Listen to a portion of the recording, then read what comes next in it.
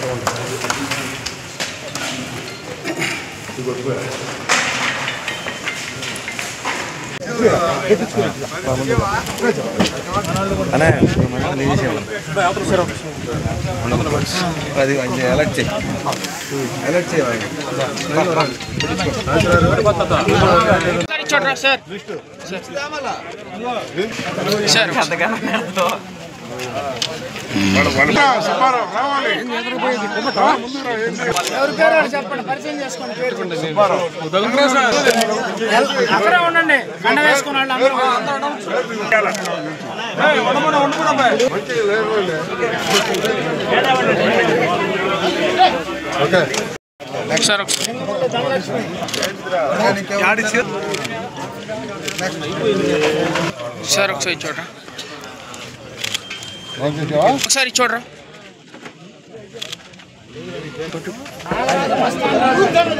రామరాజు గారు మీ ఫాదర్దే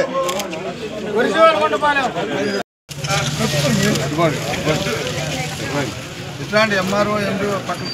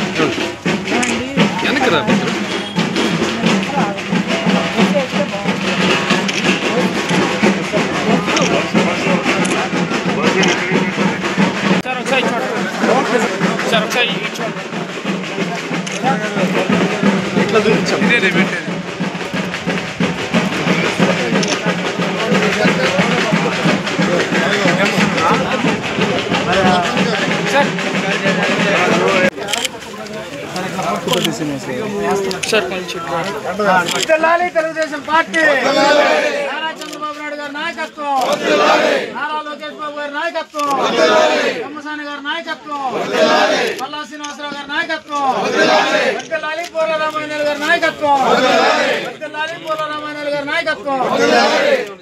పెన్షన్ పంపిణీ కార్యక్రమం చేస్తున్నాం.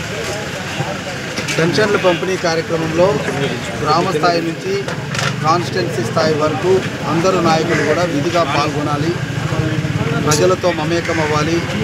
దేశంలో ఏ రాష్ట్రము ఇవ్వనంత పెద్ద మొత్తంలో పెన్షన్లు మన రాష్ట్రం ఇస్తుంది కాబట్టి 4,000, 6,000, 10,000, 15,000 చొప్పున దాదాపుగా మనం 64 లక్షల మందికి పెన్షన్లు ఇవ్వడం అనేటువంటిది బహుశా దేశంలో ఏ రాష్ట్రం కూడా లేదు. కాబట్టి మన రాష్ట్రంలో జరుగుతున్నటువంటి ఈ పెన్షన్ల పంపిణీ కార్యక్రమాన్ని ఒక పండగ వాతావరణంలో చేయాలన్నటువంటి ఆలోచనతోనే ఈరోజు పెదనందిపాడులో మరి అన్నవరం తర్వాత ఇక్కడ పాలపర్రు ఈ 2 గ్రామాల్లో కూడా ఒక పండగ వాతావరణంలో పెన్షన్లు పంపిణీ చేయడం జరుగుతుంది. అదేవిధంగా వివిధ అభివృద్ధి కార్యక్రమాలు, రోడ్లు కానీ, డ్రైన్లు కానీ, ట్యాంకులు కానీ, ఫిల్టర్లు కానీ, ఇవన్నీ కూడా గ్రామాలకు అవసరమైనటువంటి అభివృద్ధి కార్యక్రమాలు కూడా ఒకవైపు చూస్తూ మరొక వైపు సూపర్ 6 ద్వారా పథకాలను అందిస్తూ మరి ఏదైతే ఆసక్తితో ఏదైతే ఆశతో కూటమి ప్రభుత్వాన్ని గెలిపించుకున్నారో ప్రజలకు మేము ఏదైతే వాగ్దానాలు చేశామో ఆ వాగ్దానాన్ని నెరవేర్చే దిశగా అడుగులు వేస్తున్నాం. మా కూటమి ప్రభుత్వాన్ని దీవిస్తున్నారు. చంద్రబాబు నాయుడు గారు చేస్తున్నటువంటి పరిపాలన పట్ల అన్ని వర్గాల నుంచి ప్రశంసలు అందుతున్నాయి.